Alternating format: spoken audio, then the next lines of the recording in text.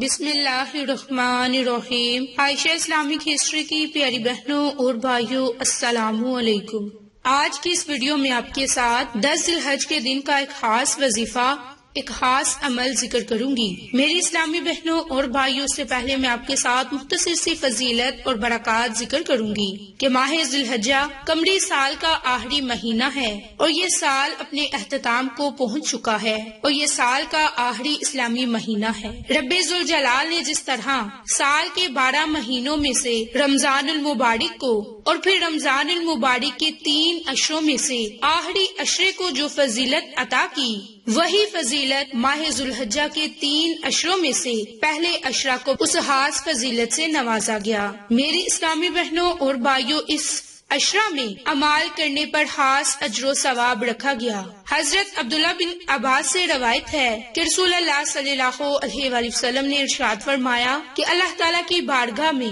دوسرے ایام کا کوئی عمل عشرہ ذی الحجہ یعنی کہ یکم ذی الحج سے لے کر 10 ذی الحج کے دوران نیک عمل سے بڑھ کر پسندیدہ نہیں۔ میرے اسلامی بہنوں اور بھائیوں، عشرہ ذی الحج کا خاص الخاص عمل حج ہے اور یہ صاحب استطاعت مسلمانوں پر زندگی میں ایک مرتبہ فرض کیا گیا، لہٰذا اس کی خاص برکات صرف وہی لوگ حاصل کر سکتے ہیں جو بیت اللہ میں حاضر ہو کر حج کریں۔ اللہ پاک نے اپنے فضل اور کرم اور بے انتہا رحمت سے تمام اہل ایمان کو اس بات کا موقع عنایت فرما دیا کہ وہ اپنے مقام پر رہ کر بھی حجاج کرام سے ایک طرح کی نسبت پیدا کر لیں اور ان کے کچھ اعمال میں شریک ہو جائیں۔ ام المومنین حضرت سلمہ رضی اللہ عنہا سے روایت ہے کہ رسول اللہ صلی اللہ علیہ وآلہ وسلم نے فرمایا کہ جب عشرہ ذی الحج شروع ہو جائے اور تم میں کسی کا قربانی کرنے کا ارادہ ہو تو قربانی کرنے تک وہ جسم کے کسی حصے کے بال اور ناخن نہ کاٹے۔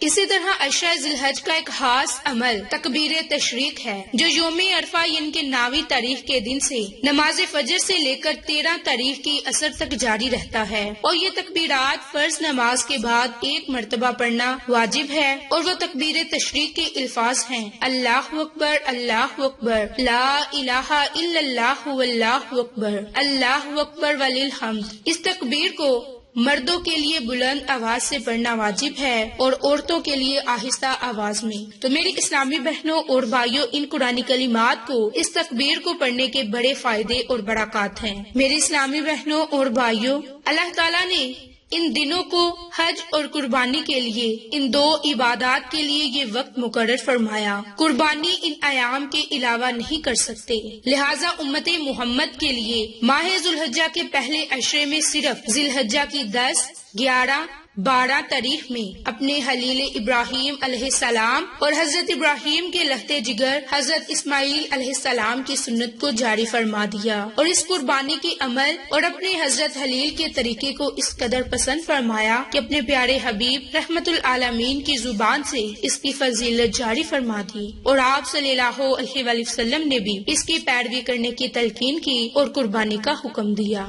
تو میری اسلامی بہنوں اور بھائیوں، اب آپ کو خاص عمل، خاص وظیفہ ذکر کروں گی جو کہ قرآنی کلمات پر منحصر ہے، اور وہ قرآنی کلمات لا الہ الا انت سبحانک انی کنت من الظالمین۔ میری اسلامی بہنوں اور بھائیوں، یہ وہ دعا ہے جو حضرت یونس علیہ السلام نے مچھلی کے شکم میں اس دعا کو پڑھا۔ تو میری اسلامی بہنوں اور بھائیوں، حضرت یونس علیہ السلام کی قوم کے لوگوں نے آپ کی دعوت قبول نہ کی اور نہ ہی نصیحت مانی، بلکہ وہ اپنے کفر پر ہی قائم رہے۔ تو حضرت یونس علیہ السلام غضبناک ہو کر اپنی قوم کے علاقے سے نکل گئے، اور آپ نے یہ گمان کیا کہ یہ ہجرت آپ کے لیے جائز ہے، کیونکہ اس کا سبب کفر اور کافروں کے ساتھ بغض اور اللہ تعالیٰ کے لیے غضب کرنا ہے۔ لیکن آپ نے اس ہجرت میں اللہ کے حکم کا انتظار نہ کیا، اور جس کی وجہ سے اللہ تعالیٰ نے انہیں مچھلی کے پیٹ میں ڈال دیا، اور وہاں کئی قسم کی تاریکیاں تھی، جیسے کہ دریا کا اندھیرا، رات کی تاریکی کا اندھیرا، اور پھر مچھلی کے پیٹ کا اندھیرا۔ ان اندھیروں میں حضرت یونس علیہ السلام نے اپنے پروردگار سے دعا کی کہ اے ہمارے رب، تیرے سوا کوئی معبود نہیں، تو ہر عیب سے پاک ہے،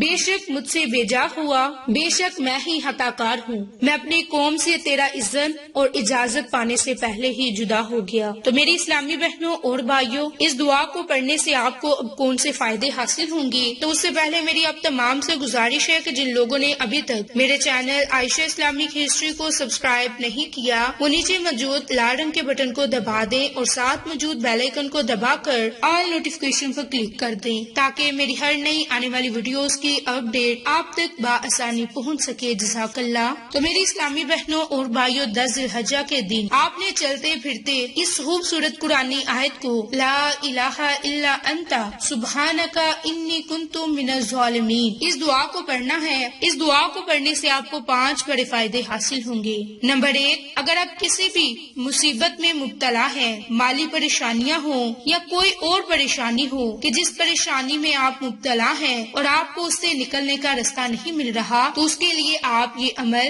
یہ وظیفہ 10 ذی الحج کے دن لازم کریں۔ دوسرا بڑا فائدہ، جو مسلمان بیماری کی حالت میں ان قرآنی کلمات کو 40 مرتبہ پڑھے اور اللہ سے دعا کرے اور اگر وہ اس مرض میں فوت ہو جائے تو اسے شہید کا اجر دیا جائے گا، اور اگر وہ تندرست ہو گیا تو اللہ کی ذات اس کے تمام گناہوں کو معاف فرما دے گا۔ تیسرا بڑا فائدہ، اگر وہ کسی تنگی کا شکار ہے تو اس تنگی سے نکلنے کے لیے ان قرآنی کلمات کو پڑھے تو اللہ کی ذات اس کی تنگ دستیوں کو دور کر دے گا۔ چاہے رزق میں کمی ہے، کاروبار میں برکت نہیں، تو اس عمل کی برکت سے آپ کے کاروبار میں برکت ہوگی اور تنگی ختم ہو جائے گی۔ چوتھا بڑا فائدہ، اگر آپ ان قرآنی کلمات کو پڑھیں گے تو اللہ کی ذات آپ کی ہر دعا کو قبول فرمائے گا۔ جس طرح حضرت یونس علیہ السلام کی دعا قبول ہوئی، اسی طرح اللہ کی ذات ہماری دعا کو بھی قبول فرمائے گا۔ تو میری اسلامی بہنوں اور بھائی، اتنا بابرکت دن ہے، اتنے بابرکت دن میں اگر یہ مبارک کلمات پڑھیں گے تو اللہ کی ذات ہماری پریشانیوں کو ختم کر دے گا۔ پانچواں بڑا فائدہ، جو کوئی ان قرآنی کلمات لا